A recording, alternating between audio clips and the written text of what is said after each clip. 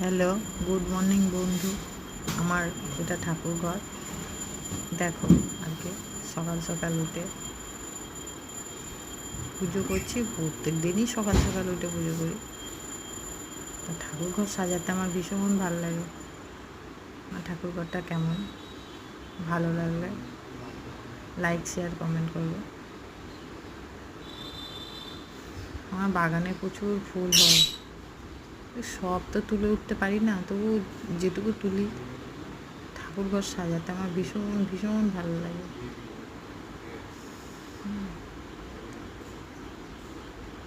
তোমরা কে কে ঠাকুর পুজো করতে ভালোবাসো আমাকে লাইক কমেন্ট শেয়ার করে জানাবে।